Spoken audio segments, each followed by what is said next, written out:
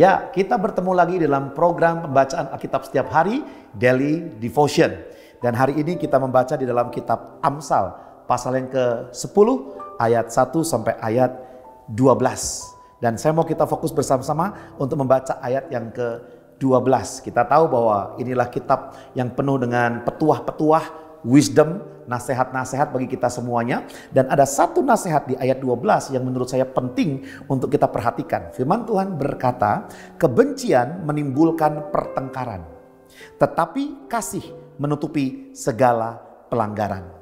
Sebelum saya jelaskan lebih lanjut, saya berikan judul renungan saya hari ini adalah hidup dalam kasih. Kalau kita tidak hidup dalam kasih, udah jelas pasti kita hidup di luar kasih. Yaitu hidup di dalam dendam, hidup di dalam kepahitan, hidup di dalam sakit hati, hidup di dalam kemarahan, hidup di dalam perseteruan, perselisihan, percekcokan. Saya rasa kita semuanya mahir jika kita hidup di dalam dosa. Nah, namun Yesus datang ke dunia memberikan rohnya yang kudus ke dalam hati kita, tentunya bukan untuk supaya kita hidup duniawi seperti itu lagi, melainkan hidup kita sudah berubah, kita menjadi manusia yang baru, tidak lagi hidup di dalam pertengkaran, tetapi lebih menyukai kasih. Dan firman ini dengan tegas mengatakan, kebencian menimbulkan pertengkaran. Jadi kalau kita dalam kehidupan kita, orang bisa berbuat salah kepada kita. Betul, sama seperti saya bisa berbuat salah kepada orang lain. Namun jangan pernah izinkan kebencian merasuki kehidupan kita, tinggal tetap dalam hidup kita. Karena orang yang sudah punya Roh Kudus, dia tidak akan bisa dikuasai oleh kebencian atau kepahitan. Tapi hidupnya terus mengalir, ada kasih di dalamnya. Dan firman Tuhan secara spesifik mengatakan, kasih menutupi segala pelanggaran. Apakah itu artinya kasih menutupi pelanggaran, tidak menyatakan kesalahan?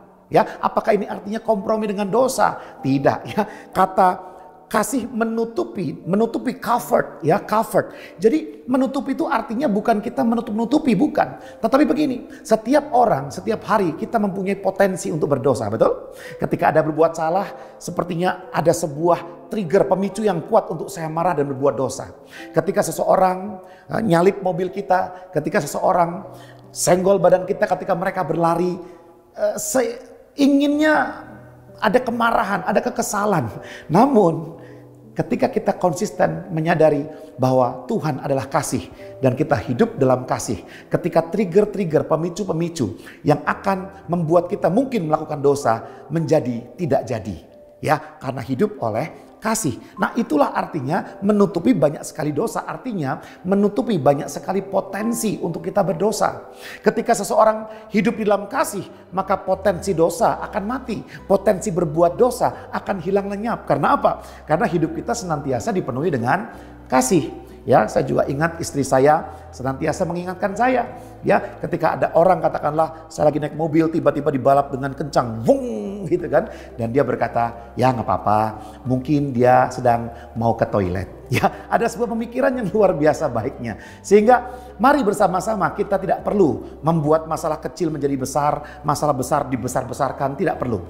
Kalau bisa, mari masalah besar kita kecilkan dan masalah kecil kita hilangkan. Bagaimana caranya? Hiduplah di dalam kasih. Minta maaflah, tetaplah tenang. Ya, anggaplah ini sebuah ujian dalam kehidupan, makin memberikan kita kedewasaan tatkala kita bertemu dengan permasalahan kesulitan dalam hidup. Hidup dalam kasih akan menutupi segala pelanggaran, membuat kita tidak melakukan pelanggaran lagi.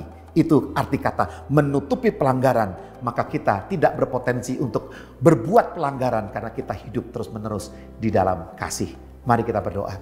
Bapa yang baik, kami berdoa supaya hidup kami terus dituntun oleh kasih-Mu ya Tuhan. Sehingga potensi-potensi perilaku buruk, potensi-potensi kata-kata yang tidak baik, potensi-potensi kami berdosa, boleh itu dihilangkan, di-covered, ditutupi oleh karena hidup yang penuh dengan kasih. Terima kasih Bapa, kami mengucap syukur. Haleluya.